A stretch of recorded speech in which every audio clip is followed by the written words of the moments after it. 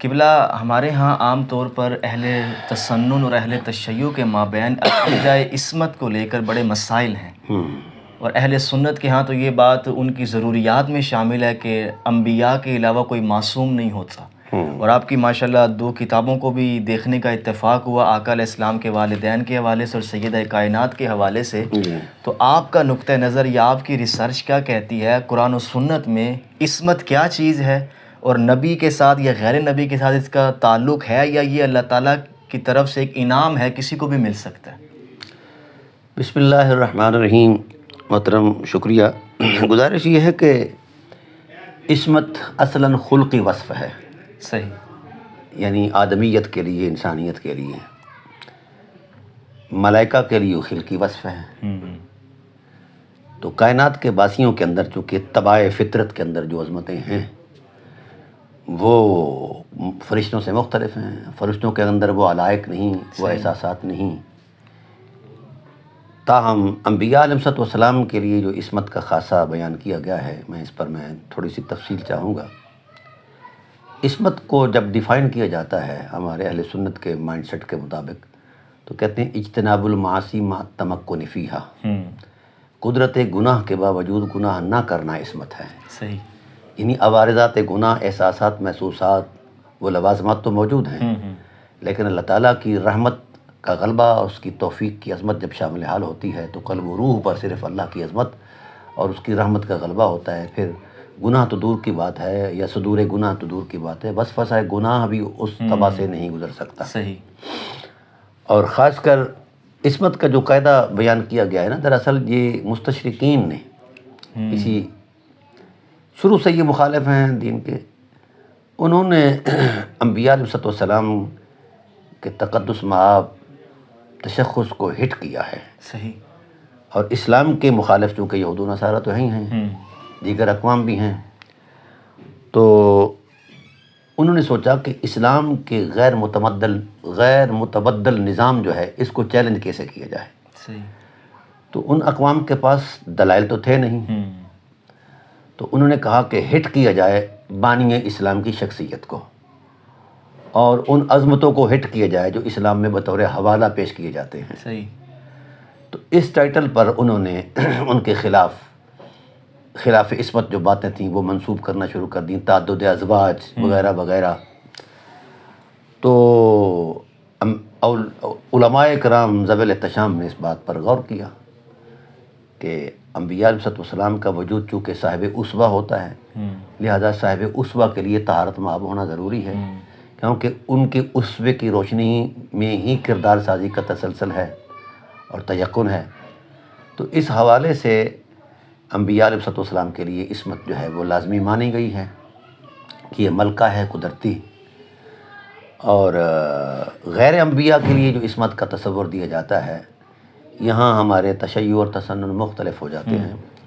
دراصل اس میں اختلاف کی گنجائش ہی نہیں ہے۔ صحیح، صحیح، ہمارے تسنن نے بھی یہ بات مانی ہے، اور ہمارے اصولیوں نے مانی ہے، علامہ تفتازانی نے مانی ہے، اور بڑے سارے ماہرین فن نے اس بات کو مانا ہے کہ انبیاء علیہ السلام کے لیے عصمت کا ہونا ضروری ہے، کیونکہ وہ واجب الاطاعت ہوتے ہیں۔ جی جی، اور غیر انبیاء کی عصمت جو ہے یہ جائز ہے۔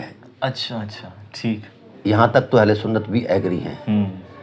رہا تشیع کا معاملہ، وہ اگر وہ واجب سمجھتے ہیں تو وہ اس سینس میں سمجھتے ہیں کہ انبیاء نبی کریم صلی اللہ علیہ وسلم کی ذات والا صفات کے بعد قرآن اور اہل بیت جو ہیں یہ واجب الاتباع اور واجب الاطاعت ہیں، اور حضور نبی کریم صلی اللہ علیہ وسلم کی ذات والا صفات نے بھی اسی حقیقت کی نشاندہی فرمائی ہے۔ تو اس بنیاد پر وہ کہتے ہیں کہ یہ بھی واجب الاطاعت ہیں، لہذا ان کا معصوم ہونا بھی ضروری ہے۔ اب دونوں عصمتیں، انبیاء کی عصمت، غیر انبیاء کی عصمت، نہ باہم متعارض ہیں اور نہ ہی ایک دوسرے کے معاملے میں معنی میں مخل ہیں۔ صحیح، نہ معنی علمی ہے، کیونکہ اس پر دلیل ہی کوئی نہیں، نہ سنیوں کے پاس ہے نہ شیعوں کے پاس ہے، صحیح، اس پر بحث بنتی نہیں ہے۔ مثلا میں عرض کرتا ہوں، رسول خدا صلی اللہ علیہ وآلہ وسلم کی بابت قرآن پاک کی عظمت کے حوالے سے جو دلائل ہمارے اہل سنت علماء دیتے ہیں عصمت کے ٹائٹل پر، تو ان دلائل کا نہ تو مطابقی معنی عصمت ہے، نہ تضمنی معنی عصمت ہے، وہ خارج معنی موضوع ہے، اسے وہ عصمت کا استدلال کرتے ہیں۔ صحیح۔ مثلا بڑی معروف آیت کریمہ ہے، ہر سنی پڑھتا ہے، ہر شیعہ پڑھتا ہے، قل ان کنتم تحبون اللہ فاتبعونی یحببکم اللہ۔ وہ فاتبعونی سے متعلق کہتے ہیں کہ اللہ کی محبت مشروط ہے رسول اللہ کی اتباع میں۔ صحیح۔ رسول اللہ صلی اللہ علیہ وسلم کی اتباع ہوگی تو اللہ کی محبت کے نظائر اور احساسات اور سرشاریوں میسر آئیں گی۔ جی جی۔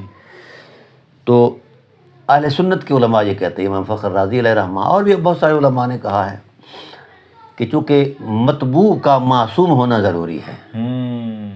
وجہ اس کی یہ ہے کہ مطبوع کی اپنی ذاتی زندگی میں اگر کوئی خد و خال ایسے ہیں جہاں پر انگشت نمائی ہو سکتی ہے، انگلی اٹھ سکتی ہے، تو پھر وہ کردار کیسے دے گا؟ کسی کو طہارت ماب کردار دینے کے لیے وہ نمونہ عمل کیا دے گا؟ صحیح۔ تو انبیاء علیہ السلام نے چونکہ نمونہ عمل دینا ہوتا ہے، اسوہ دینا ہوتا ہے، تو لہذا ان کے کردار کا صاف اور شفاف ہونا ضروری ہے، طہارت ماب ہونا ضروری ہے، عصمت ماب ہونا ضروری ہے۔ تو جب یہ قاعدہ وضع کر دیا گیا کہ جو مطبوع ہوتا ہے وہ معصوم ہوتا ہے، اب اس قاعدے کے مطابق میں ایک حدیث پیش کرتا ہوں۔ رسول اللہ صلی اللہ علیہ وسلم نے ارشاد فرمایا انی تارکم فیکم امرین ان اتبعتموها لن تضلوا بعدی ابدا۔ میں تم میں دو چیزیں چھوڑ کر جا رہا ہوں، دو امر، کہیں ثقلین، کہیں امرین، کہیں خلیفتین۔ اب دونوں کے اندر ایک معنوی امتزاج ہے بڑا خوبصورت۔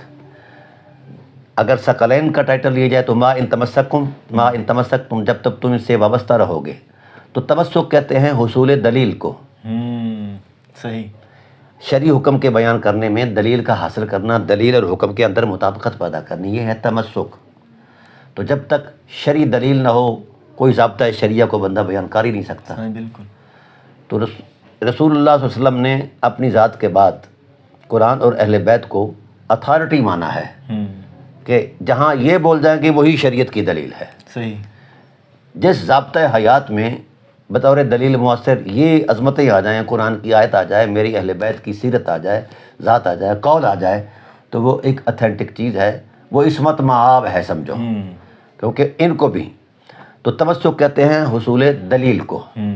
تو ان کو رہنما بناؤ، دلیل کہتے ہی رہنمائی کو ہیں، تو ان کی پیچھے چلو گے تو تم کبھی گمراہ نہیں ہوو گے۔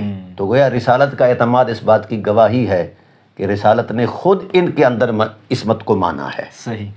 قرآن تو ویسے ہی قرآن ہے نا، کتاب الہی ہے، تو حضور کی آل جو ہے یہ بھی عصمت ماب ہے۔